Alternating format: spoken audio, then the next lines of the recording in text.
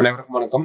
இன்னைக்கு ஹிந்தி நியூஸ் பேப்பர்ல என்ன இம்பார்ட்டன்ட் நியூஸஸ் இருக்கு அப்படிங்கிறத பார்ப்போம். ஸோ முதல்ல பார்த்தோம்னா ஜஸ்டிஸ் ஸ்ரீராம் ஸ்வானஸ் ஹைகோர்ட் சீஃப் ஜஸ்டிஸ் அப்படின்னு கொடுத்துருக்காங்க. ஸோ மெட்ராஸ் உயர் நீதிமன்றத்தினுடைய தலைமை நீதிபதியாக ஸ்ரீராம் அப்படிங்கிறவங்க அப்பாயிண்ட் பண்ணியிருக்காங்க. ஓகேவா? ஸோ ஆர்டிகல்ஸ் பார்த்தோம்னா நமக்கு ஆர்டிகல் 217 வரும். சரிங்களா? எக்ஸாம் பாயிண்ட் ஆஃப் வியூல இப்போ ஆர்டிகலை தான் பேஸ் பண்ணி கொஸ்டின்ஸ்லாம் வர ஆரம்பிக்குது ப்ரிலிம்ஸ்ல. ஆர்டிகல் 217 அப்படிங்கிறது அப்பாயின்மெண்ட் ஆஃப் நமக்கு ஹைகோர்ட் ஜட்ஜஸ் இருக்காங்க இல்லையா, இவங்களோட அப்பாயின்மெண்ட்டை பத்தி பேசக்கூடிய ஆர்டிகல் தான் ஆர்டிகல் 217. ஸோ ஒரு சீஃப் ஜஸ்டிஸை பொறுத்த வரைக்கும் அப்பாயிண்ட் பண்றது யார் அப்படின்னு பார்த்தோம்னா பிரசிடென்ட் தான் வந்து அப்பாயிண்ட் பண்ணுவார். சரிங்களா? Appointed by president. இந்த பதவி பிரமாணம் செஞ்சு வைக்கிறது தான் கவர்னர் வந்து செஞ்சு வைப்பார். சரியா? ஸோ அது ரெண்டையும் கன்ஃபியூஸ் பண்ணிடக்கூடாது. அப்பாயின்மெண்ட் வந்து பிரசிடென்ட், பதவி பிரமாணம் பண்ணி வைக்கிறது கவர்னர். சரியா? மற்றபடி பார்த்தோம்னா chief justice of high court chief justice உடைய பதவி காலம் அப்படின்னு பார்த்தோம்னா அவங்களுக்கு 62 இயர்ஸ் ஆஃப் ஏஜ், 62 வயசு வரைக்கும் சீஃப் ஜஸ்டிஸா இருந்துக்கலாம். சரியா? ஸோ இதை சப்ஜெக்டோட ரிலேட் பண்ணி பேசிக்கா இருக்கக்கூடிய ஒரு சில விஷயங்களை மட்டும் நம்ம பார்க்குறோம். சரியா? அடுத்ததா பார்த்தோம்னா ஓகே, இங்க கொடுத்துருக்காங்க Pappammal noted organic form bosses அவே அப்படின்னு சொல்லி கொடுத்துருக்காங்க. இறந்து போயிட்டாங்க. பாப்பம்மாள் பாசஸ் அவே அப்படின்னா இறந்து போயிட்டாங்க அப்படின்றதான் இருக்கும். ஸோ பாப்பம்மாள் பொறுத்த வரைக்கும் பார்த்தோம்னா இவங்க தமிழகத்தை சேர்ந்த ஒரு இயற்கை விவசாயி. சரிங்களா? ரொம்ப முக்கியமான பிரபலமான ஒரு நபராகவும் இருந்தாங்க. இவங்களுக்கு பார்த்தோம்னா 2021ஆம் ஆண்டு பார்த்தோம்னா தேசிய அளவுல பத்மஸ்ரீ விருது வழங்கப்பட்டுச்சு. அதான் நம்ம இங்க ஹைலைட் பண்ணிருக்கோம். சரிங்களா? 2021 பத்மஸ்ரீ அவார்டு தான் பாப்பம்மாள். ஃபேமஸா நம்ம பிரைம் மினிஸ்டர் கூட காலில் விழுந்திருப்பாரு இவங்க காலில். சரியா? ஸோ அதை பத்தின ஒரு சின்ன டேட்டா நம்ம நோட் பண்ணிக்கிறோம். சரியா? அடுத்தது சிப்காட் இண்டஸ்ட்ரியல் பார்க்ஸ்.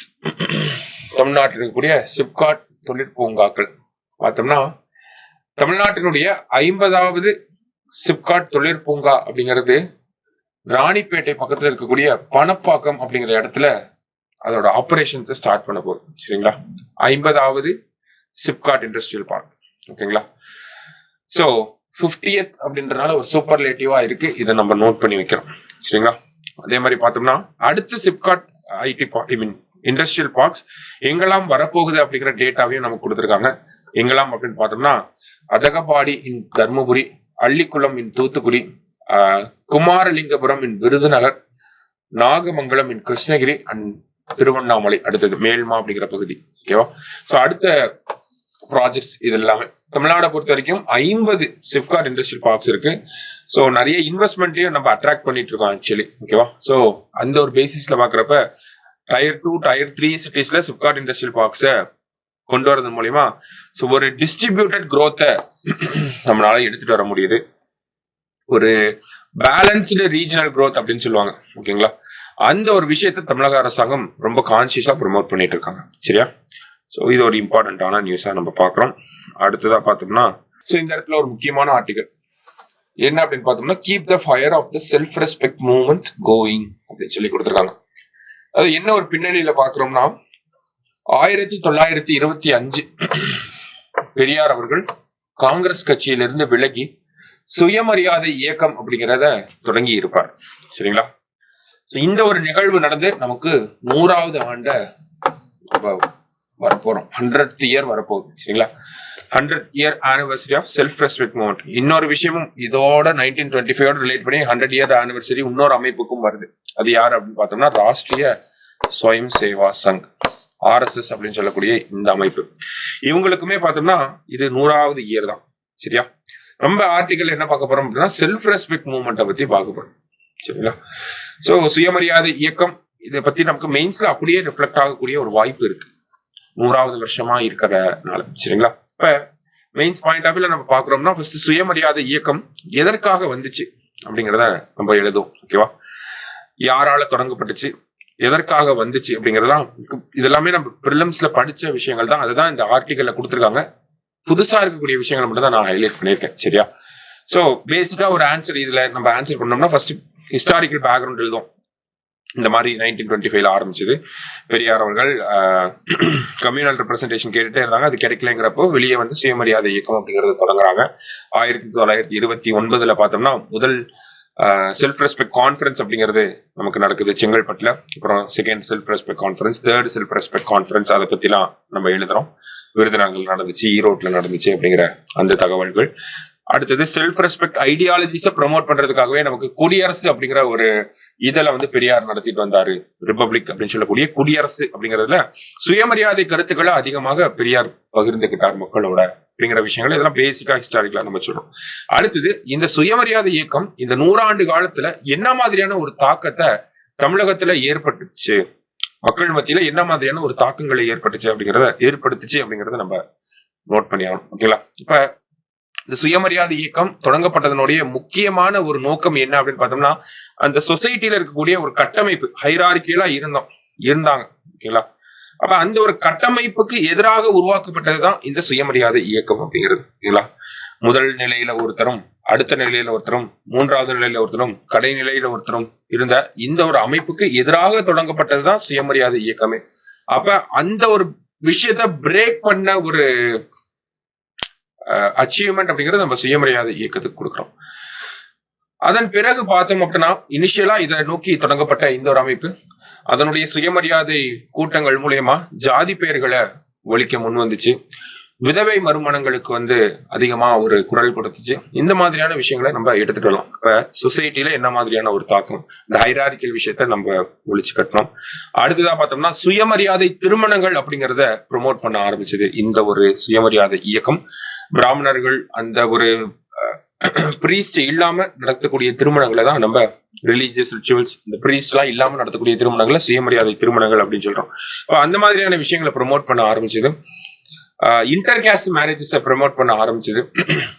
1967 பார்த்தோம்னா சுயமரியாதை இயக்கத்துக்கு ஒரு முதல் சக்சஸ் அரசியல் ரீதியா, ஒரு சட்டம் ரீதியா ஒரு முதல் சக்சஸ் லெஜிஸ்லேட்டிவ் அச்சீவ்மெண்ட் அப்படின்னு பார்த்தோம்னா செல்ஃப் ரெஸ்பெக்ட் மேரேஜை லீகலைஸ் பண்ணதுதான். சரிங்களா? அந்த மாதிரி ஒரு தாக்கம் அப்படிங்கிறத சமுதாயத்து மேல இந்த சுயமரியாதை இயக்கம் ஏற்படுத்துச்சு. அடுத்தது பெண்கள் பத்தி நம்ம சொல்லியே ஆகணும். பெண் உரிமைகளுக்காக இந்த சுயமரியாதை இயக்கம் என்ன மாதிரியான ஒரு பங்களிப்பு செஞ்சு பெண்களுடைய உரிமைகள் பத்தி பேசிச்சு. பெண்களுக்கு பார்த்தோம்னா கல்வி கொடுக்கணும் அப்படிங்கிறத ரொம்ப முக்கியமா வச்சிருந்தாங்க. அதே மாதிரி பார்த்தோம்னா பெண்களுக்கு வந்து இந்த திருமணத்துல ஒரு சமத்துவம், மேரிட்டல் ஈக்வாலிட்டி அப்படிங்கிறத பத்தி பேசியிருப்பாங்க. அதே மாதிரி பெண்களுக்கு சொத்து உரிமை அப்படிங்கறத பத்தி பேசியிருப்பாங்க. வேலை வாய்ப்புல உரிமைகளை கொடுக்கணும் அப்படிங்கறத பத்தி பேசியிருப்பாங்க. இந்த மாதிரியான விஷயங்கள் பெண்கள் மத்தியில இந்த மாதிரியான ஒரு தாக்கத்தை சுயமரியாதை இயக்கம் ஏற்படுத்துச்சு. ஆணாதிக்க சமூகமா இருந்த தமிழ் சமூகத்தை ஒரு நார்மலைஸ்டு ஒரு ஈக்குவாலிட்டியை பத்தி பேசக்கூடிய ஒரு சமூகமா மாத்துச்சு.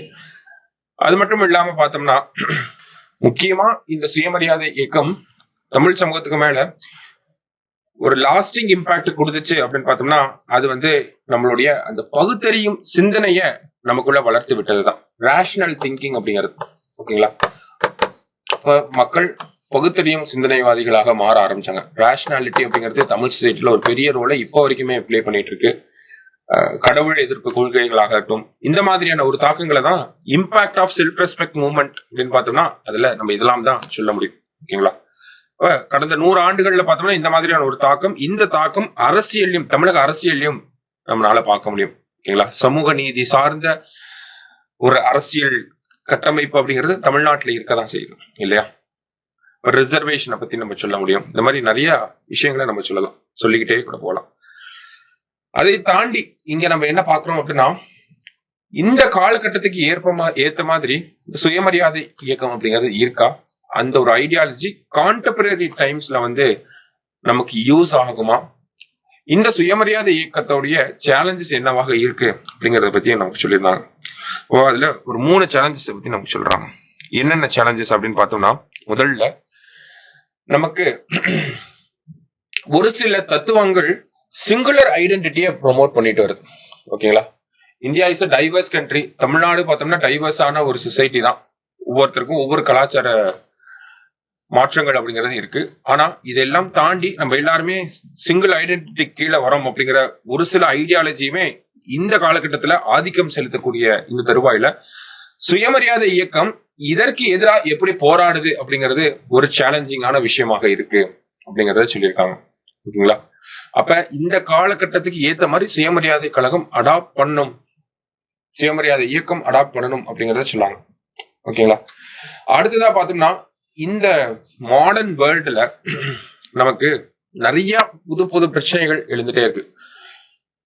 ஸ்டாண்டிங் வித் அப்ரஸ்ட் பீப்புள், ஒடுக்கப்பட்டவர்களோட நிற்கக்கூடியதான் சுயமரியாதை இயக்கமாக நம்ம பார்த்துட்டு வந்தது எல்லாமே. இப்ப இந்த காலகட்டத்துல ஒடுக்கப்படக்கூடிய மக்களாக இருக்கக்கூடியவங்களோட உரிமைகளை பத்தி சுயமரியாதை இயக்கம் இன்னும் அதிகமா பேசணும், ஆக்டிவா பேசணும் அப்படிங்கறத பத்தி சொல்லியிருக்காங்க. அதுக்கு உதாரணமா எல்ஜிபிடி கம்யூனிட்டி அவங்க ஃபேஸ் பண்ணக்கூடிய அந்த ஜெண்டர் ரிலேட்டட் இஷ்யூஸை நமக்கு கொடுத்துருக்காங்க. ஓகேவா? இது ஒரு சேலஞ்சா இருக்கு. இந்த மாதிரியான விஷயங்கள்லயும் சுயமரியாதை இயக்கம் அடாப்ட் பண்ணி அவங்களோட ஐடியாலஜிக்குள்ள அடாப்ட் பண்ணி எவால்வ் ஆகணும் அப்படிங்கறத சொல்ல வராங்க. சரிங்களா? நமக்கு ஒரே ஐடென்டிட்டி பேசக்கூடிய ஆட்கள் இருக்காங்க, அதுக்கு ஏத்த மாதிரி அடாப்ட் ஆகணும். எல்ஜிபிடிக்கு போன்ற ஒடுக்கப்பட்ட மக்கள் இருக்காங்க இன்னமும் சமூகத்துல, அவங்களுடைய உரிமைகளை பத்தி பேசுற அளவுல நம்ம சுயமரியாதை இயக்கம் அப்படிங்கறது அடாப்ட் ஆகணும். அதே மாதிரி இப்ப இருக்கக்கூடிய இன்ஃபர்மேஷன் ஏரால மிஸ்இன்ஃபர்மேஷன் அப்படிங்கிறது அதிகமாயிட்டே வருது. இப்ப இளைஞர்களை அதை நோக்கி ஒரு எஜுகேஷன் யங்ஸ்டர்ஸ்க்கு வந்து கொடுக்கணும் அப்படிங்கறத பத்தி என்கேஜ் பண்ணணும் யங்ஸ்டர்ஸோட அப்படிங்கிறத நமக்கு சொல்ல வராங்க இந்த சேலஞ்சஸ் அப்படிங்கிற டாபிக் கீழே. சரிங்களா? இதெல்லாம் நமக்கு அப்படியே நோட் பண்ணி எழுதிக்கலாம் mains point of view. Okay, சுயமரியாதை இயக்கத்தை பத்தி நமக்கு கேள்விகள் கேட்கப்பட்டுச்சு அப்படின்னா நமக்கு ஹிஸ்டாரிக்கல் பேக்ரவுண்ட் எழுதுறோம், என்ன மாதிரியான ஒரு தாக்கம் இம்பாக்ட் அப்படிங்கிறது இருந்துச்சு, இந்த கான்டெம்பரரி டைம்ஸ்ல இந்த சுயமரியாதை இயக்கம் என்ன மாதிரியான ஒரு சேலஞ்சஸை ஃபேஸ் பண்ணிட்டு இருக்கு அப்படிங்கிறத நம்மளால சொல்ல முடியும். சரிங்களா? முக்கியமான ஒரு விஷயம். ஸோ இந்த ஒரு பாயிண்ட் ஆஃப் வியூல நம்ம ஆன்சர்ஸை கொடுத்தா போதும். சரிங்களா? ஸோ அடுத்தது பார்ப்போம். இங்க பார்த்தோம்னா ஒரு பெக்குலரான விஷயம் என்ன அப்படின்னு பார்த்தோம்னா, நமக்கு அருணாச்சல் பிரதேசில் இருக்கக்கூடிய ஹிமாலயன் ரீஜன்ல தவாங் வெஸ்ட் காமெங் அப்படிங்கிற இந்த ரீஜன்ல யாருமே இது வரைக்கும் அந்த மவுண்டனோட உச்சிக்கு போனதே இல்லை. சரிங்களா? ஸோ அந்த மாதிரி ஒரு unnamed and unclaimed mountain peak கிட்டத்தட்ட 20,942 ஃபீட் இருக்கக்கூடிய இந்த பீக்குக்கு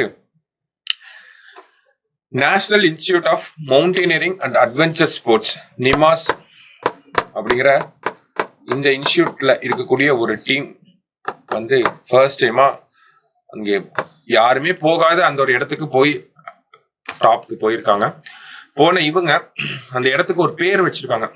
என்ன பேர் அப்படின்னு பார்த்தோம்னா சாங்யாங் கியாட்சோ பீக் அப்படின்னு சொல்லி பேர் வச்சிருக்காங்க. யார் பேஸ் பண்ணி இந்த பேர் வச்சிருக்காங்கன்றதுதான் இப்ப கான்ட்ரவர்சியா இருக்கு.